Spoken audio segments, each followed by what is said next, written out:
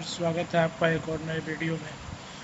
तो आज हम चैप्टर 2 क्लास 6 साइंस की बुक की समरी पढ़ेंगे और इसमें जो बिंदु है इनको रेंडमली हम समझने का प्रयास करेंगे।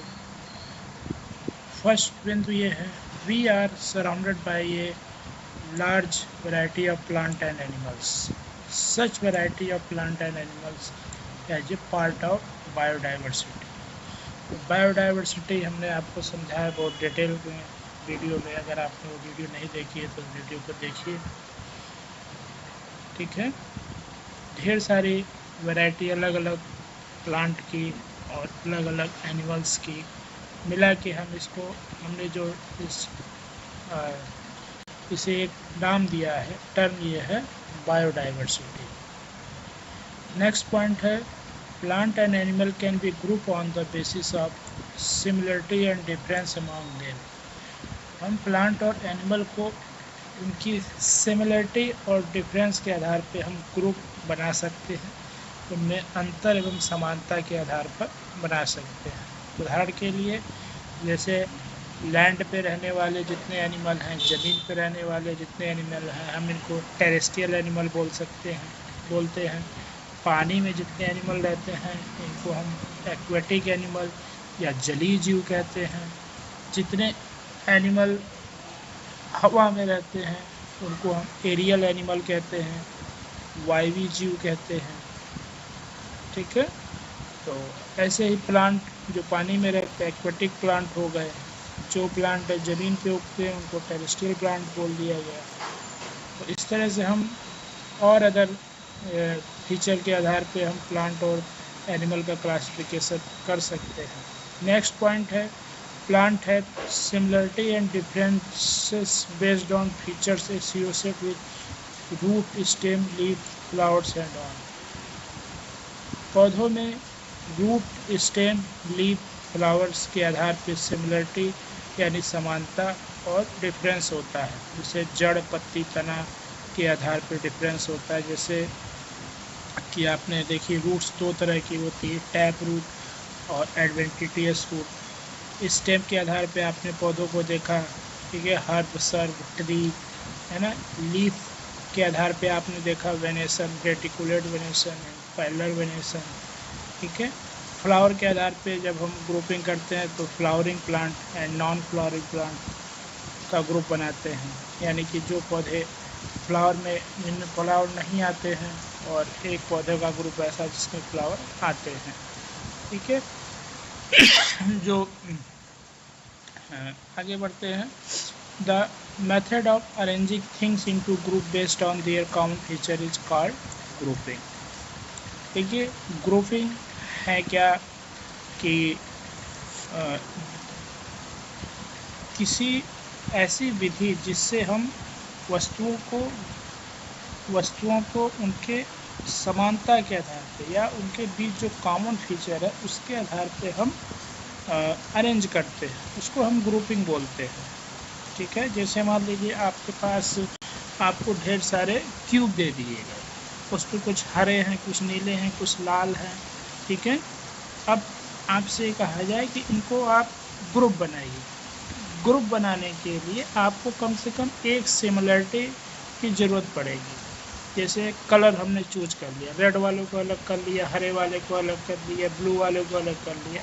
तो यहाँ पे हम क्या कर रहे हैं, ग्रुप बना रहे हैं according to a one common feature. तो इसी को ग्रुपिंग कहते हैं, ठीक। नेक्स्ट है, plants can be group into herb, shrub and tree based on their height, type of stem and branching pattern. Plant को हम हर्ब, सर्ब और ट्री में ग्रुप करते हैं उनके स्टेम की हाइट और उनके स्टेम के टाइप और ब्रांचिंग के आधार पे।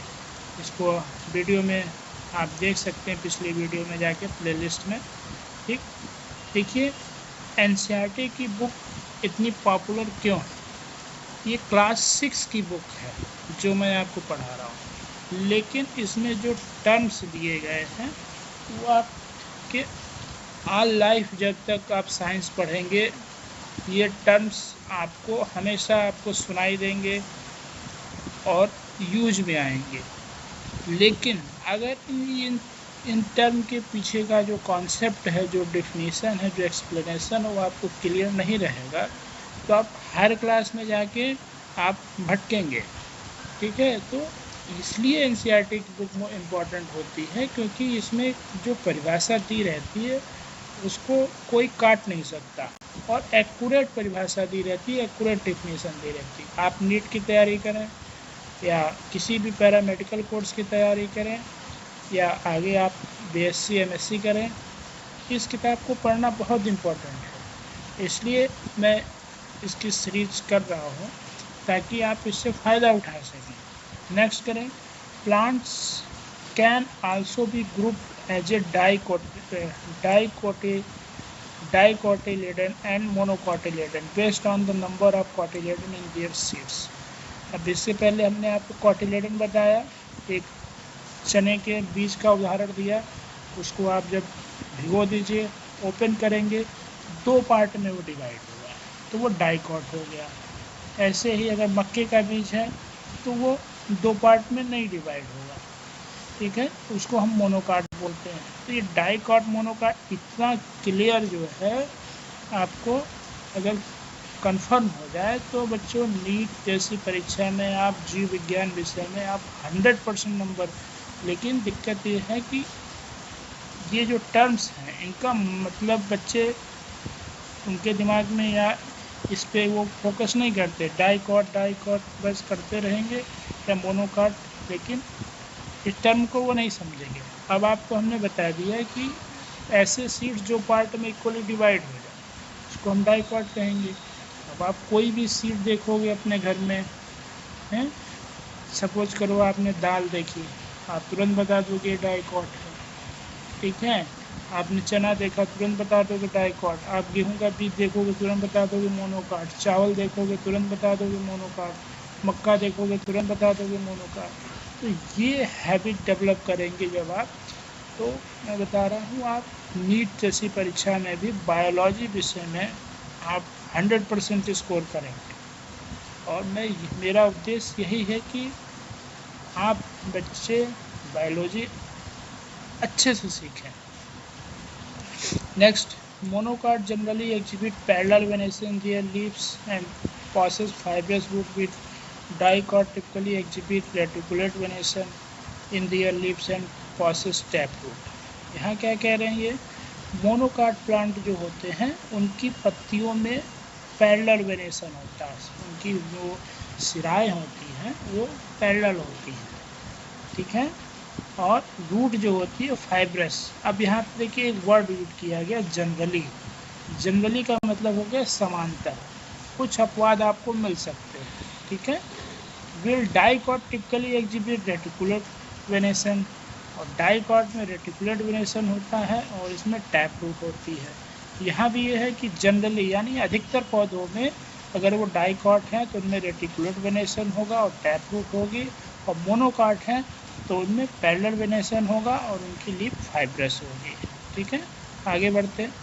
Animal have different type of movement date can be basis for their group. अब यहाँ पे हम देखते हैं एनिमल की ग्रुपिंग हम करते हैं तो उसके मूवमेंट के आधार पे, यानी कैसे वो मूव कर रहे हैं, ठीक है, इसके आधार पे हमने उनकी ग्रुपिंग करते हैं। जैसे इंसेक्ट में आप देखेंगे तो उसके बॉडी में जो उसके खासकर लेग्स होते हैं उसमें कई जोड़ पाए जाते हैं। जैसे मच्छर देखिए, काकरोच देखिए, है ना, मक्खी देखिए, तो इनको हमने रखा है इंसेक्टा।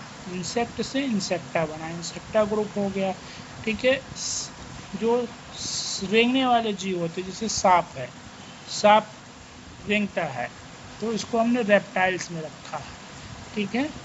और इस तरह से हमने जो है on the basis of movement group बनाए हैं एनिमल को ग्रुपिंग करने के लिए, ठीक। आगे बढ़ते हैं।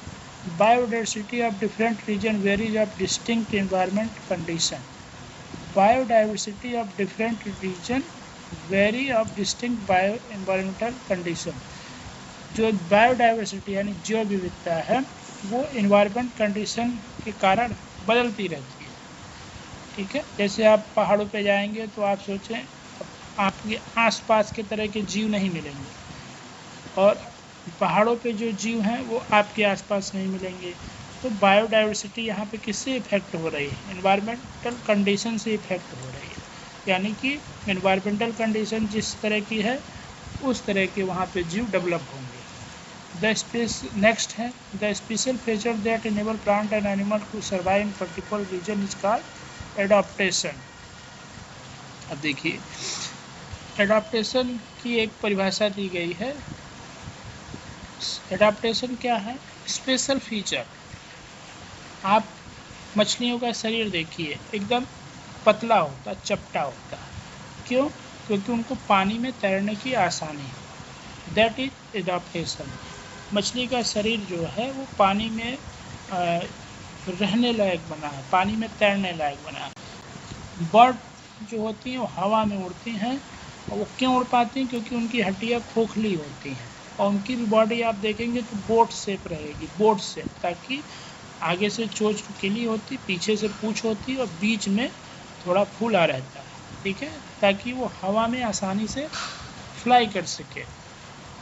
ठीक है, आप पहाड़ों पर जो पौधे जानवर देखेंगे वो कैसे रहेंगे? वो उनके बड़े बड़े बाल होते हैं ताकि वहाँ की ठंड से बच सके। प्लांट जो देखेंगे पहाड़ों पे वो लंबे होंगे और तिकोने होंगे ताकि वो बर्फ़ जब गिरे तो उससे बच सकें। ठीक है, तो ये सब फीचर जो प्लांट और एनिमल में दिखाई देते हैं ये ड्यू टू एडाप्टेशन है, वहाँ पे कंडीशन पे सर्वाइव करने की, ताकि वो सर्वाइव कर सकें। नेक्स्ट है the place where plant and animal live is their habitat.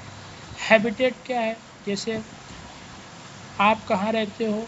अपने घर पे रहते हो, तो वो आपका हैबिटेट हो गया। इसी तरह प्लांट और एनिमल जहाँ पे रहते हैं वो उनका हैबिटेट कहलाता है।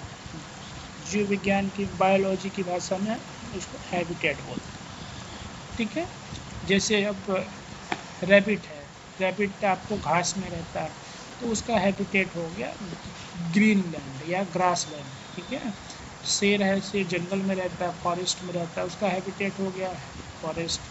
मछली वाटर में रहती है, पॉन्ड में रहती है, तो उसका हैबिटेट हो गया वाटर, पॉन्ड हो गया। Based on their habitat animal and plant can be group into terrestrial and aquatic. अब यहाँ पे हम ग्रुपिंग उनके हैबिटेट के आधार पर कर सकते हैं कि टेरेस्ट्रियल है या एक्वेटिक। ठीक है, due to damage of their habitat plant and animal loss their home food and their resources resulting in the loss of biodiversity. अब यहाँ पे बच्चों ध्यान देने वाली बात क्या है? ध्यान देने वाली बात ये है कि चूँकि ह्यूमन पॉपुलेशन इंक्रीज हो रहा है, सभी को रहने के लिए हाउस चाहिए, खाने के लिए अनाज चाहिए, तो ये कैसे हो रहा है? ये जंगलों को काटा जा रहा है, पौधों को काटा जा रहा है। जब जंगल और पौधे काटे जा रहे हैं तो उसमें एनिमल्स क्या हो रहे हैं? वो वहाँ से भाग जा रहे हैं या फिर वो सर्वाइव करने के लिए स्ट्रगल कर रहे हैं और एट लास्ट वो मर जा रहे हैं, ख़त्म हो जा रहे हैं। ठीक है, तो इससे क्या हो रहा है? बायोडाइवर्सिटी का लॉस हो रहा है। जो बायोडाइवर्सिटी है हमारे यहाँ वो लॉस हो रही है। देखिए, आप अपने माता पिता से बात करेंगे तो आपको बताएगी कि पहले ये चिड़िया दिखती थी, अब नहीं दिखती, पहले इस तरह के पौधे उगते थे, अब नहीं उगते हैं।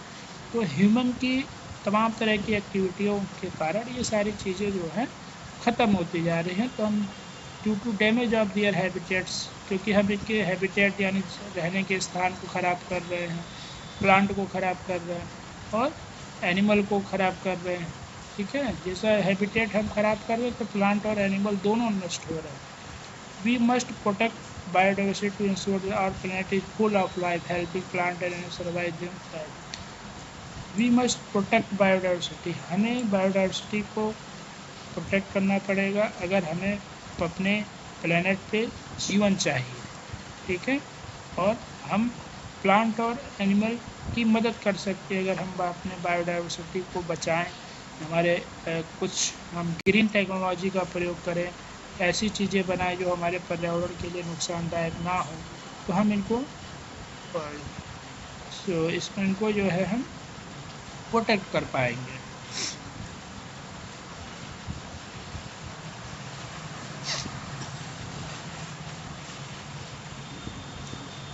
ठीक है बच्चों, तो ये थे हमारे जो है साइंस चैप्टर 2 क्लास 6 की जो की पॉइंट आपके बुक में जो दिए हुए हैं। और आप आशा है आपको चीज़ें समझ में आई। कोई अगर चीज़ समझ में ना आ रही हो तो आप कमेंट करिए, ठीक है, मैं आपको कमेंट में भी जवाब दूंगा।